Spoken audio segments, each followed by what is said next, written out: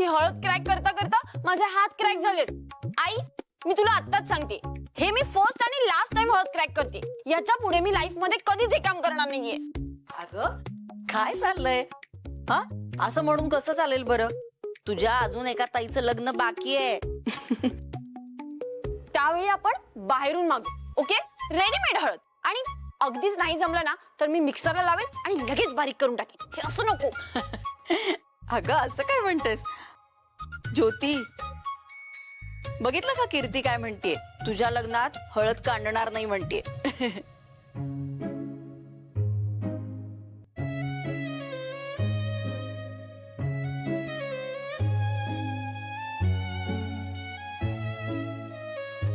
बस, आता जेवढी पण हळद झाले ना बारीक, प्लीज आपण तेवढीच हळद लावूया. यापेक्षा जास्त मी नाही करू शकत, ओके?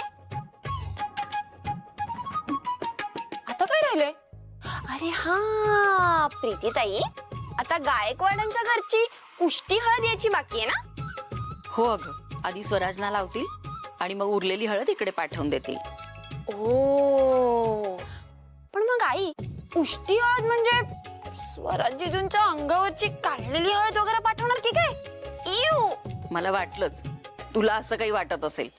अगं उष्टी हळद असं नुसतं म्हणायचं असतं, म्हणजे सासरी तिकडे हळद खेळून झाली, लावून झाली की उरलेली हळद इकडे पाठवून देतात, म्हणून अशी म्हणायची पद्धत आहे, उष्टी हळद. ठीक आहे. आता काय ही प्रीतीताई, किती वेळ झाला? अजून किती वेळ वेट करणार आहोत आपण? कॉल करून विचार ना. लक्षात आहे त्यांच्या की विसरले उष्टी हळद आणून द्यायची? असं काय म्हणतेस? बघ ना, अगं तिथे सुलू आत्या आहेत, त्या बाकी सगळं विसरतील पण रीती परंपरेच्या गोष्टी अजिबात नाही विसरणार. त्याच्या मुलाला मारलंय, फक्त दगड घातला डोक्यात माझ्या. त्याबद्दल काय जाब विचारणार आहे मी त्यांना? आणि उद्या त्यांनीच काय, तुझ्या आईने जरी माझा जीव घ्यायचा प्रयत्न केला ना तरी मी तक्रार करणार नाही. त्याचा अपराधी आहे मी. घरात एवढं सगळं चांगलं वातावरण असताना ही ज्योती अशी गप्प काय? नाही, पैशाचा विषय तर संपलं म्हणाली, मग काय झालं हिला? आता एकदा विचारलंच पाहिजे. नाही नाही, पण इथे सगळ्यांसमोर नको, उगाच सगळ्यांनाच टेन्शन.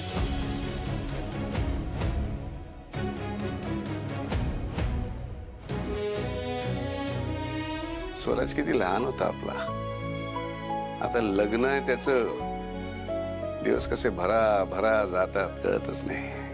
आज हळद आहे त्याची आणि त्याला हळद लागत असताना तू माझ्या बरोबर नसणार आहेस. आपला लाडका स्वराज बोल्यावर उभा असेल तरी कपाळाला मुंडावळ्या बांधलेल्या असतील.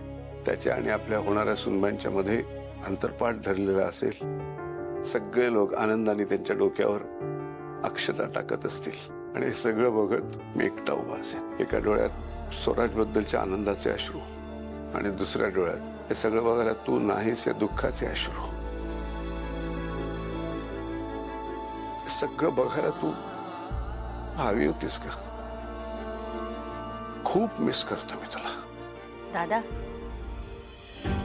येऊ का?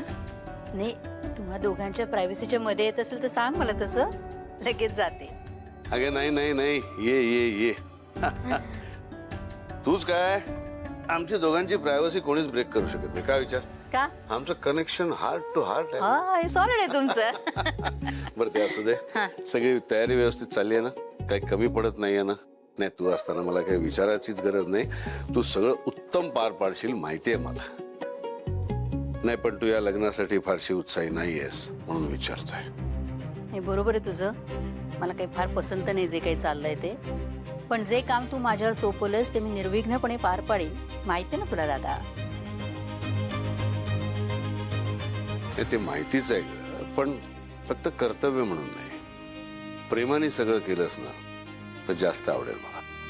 हे बघ, तुझ्या मनात त्या घराबद्दल जे काही आहे ते सगळं बाजूला ठेव आणि उत्साहाने प्रेमाने या लग्नात इन्व्हॉल्व हो.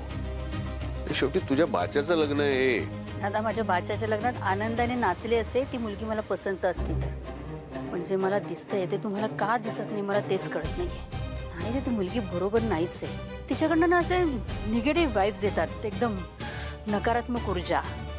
सुलू सुलू सुलू सुलू, हे बघ, आता ना बाण सुटलाय, हळदीपर्यंत येऊन पोचलोय आपण. तेव्हा त्या या गोष्टींवर विचार करण्यात काय अर्थ नाही असं मला वाटतं. आणि मुख्य म्हणजे आपल्याला काय वाटतंय यापेक्षा त्या दोघांना काय वाटतंय याचा विचार करूया ना. आणि मला तरी वाटतंय की ती दोघं या लग्नामुळे खुश आहेत. आणि एवढं सगळं घडल्यावरही सगळं विसरून ती स्वराशी लग्न करायला तयार झाली आहे. आपणही समजून घेतलं पाहिजे ना. आणि मी या माझ्या मताशी ठाम आहे. प्रश्नच मिटला. मला काय बोलायचं तुम्हाला ऐकूनच घ्यायचं नाही. मग राहू दे ना. नाही राहू दे दादा, राहू दे. आहे मी खाली.